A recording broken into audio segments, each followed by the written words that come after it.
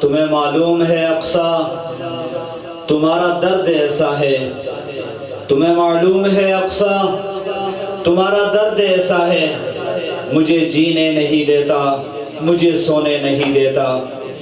میں جب صحن قدس دیکھوں وہاں کی بے بسی مجھ کو کہیں پہروں رلاتی ہے، کہیں پہروں جگاتی ہے۔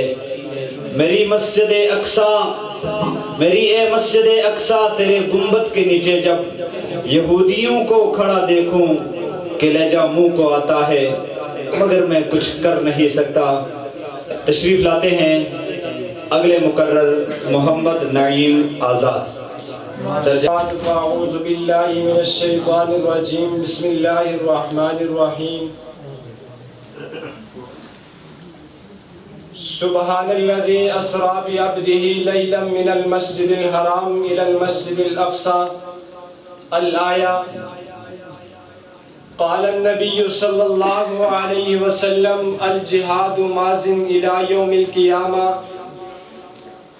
او کما قال علیہ السلام۔ اگر اظہار فلسطین کا معنی بغاوت ہے، اگر اظہار فلسطین کا معنی بغاوت ہے، اگر مظلوم کی فریاد کا معنی بغاوت ہے، اگر بیزاری بے داغ کا معنی بغاوت ہے، تو پھر میں ایک باغی ہوں، میرا مسلک بغاوت ہے، میرا مذہب بغاوت ہے۔ بغاوت کرنے والا کم سے کم آزاد ہوتا ہے، زباں آزاد، دل آزاد، دم آزاد ہوتا ہے۔ جناب والا، فرط حیرت سے انگشت بدندہ ہوں کہ اس وقت قلیل کے اندر اقصیٰ پر ہونے والے ظلموں کا تذکرہ کروں یا پھر بیت المقدس سے سرخرویوں لے کر نسل نو انسانی کے لیے نشان منزل متعین کروں۔ جناب والا، جب میں نے اپنے چشم تصورات کو پرواز دی تو میں رب کائنات کے قرآن سے اقصیٰ کی تصویر یوں نظر آتی ہے۔ میرا رب اقصیٰ کے تذکرے کرتے ہوئے یوں لب کشا ہوتا ہے، سبحان الذی اسری بعبدہ لیلا من المسجد الحرام الی المسجد الاقصی۔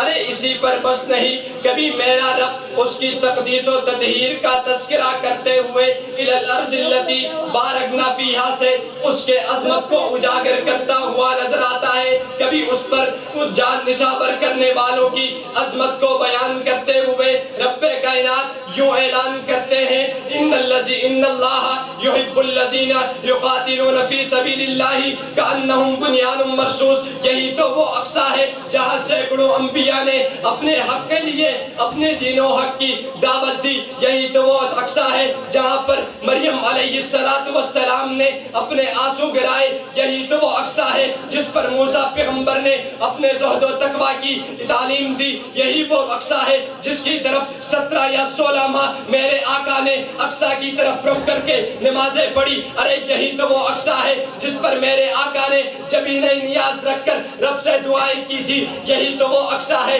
ارے بات کہاں تک کی جائے کہ یہی تو وہ اقصیٰ ہے جہاں ابراہیم و اسماعیل جیسے پیغمبر امامت کرے، جہاں ابراہیم و اسماعیل جیسے پیغمبر اپنی قوم کو دعوت دے، تو داؤد و سلیمان جیسے پیغمبر حکومت کرے۔ ارے بات کہاں تک کی جائے، یہی تو وہ اقصیٰ تھا کہ رب کائنات نے میرے پیغمبر کو معراج کی رات بلا کر وہاں پر امام الانبیاء ہونے کا شرف بخشا اور اقصیٰ کی حرمت کو اتنا اجاگر کیا کہ وہ سطح افلاک بھی سمٹ کر اس کے قدموں پر رہ گئی۔ تو پھر کہتا چلو نا، بیت المقدس کی حرمت کو جاویدہ کرتے چلو، بیت المقدس کی حرمت کو جاویدہ کرتے چلو، اس کی عظمت کو جاویدہ کرتے چلو، کفر کی ہر آن کو توڑتے چلو اور بیت المقدس کے بت قداؤں کو توڑ کر چلو۔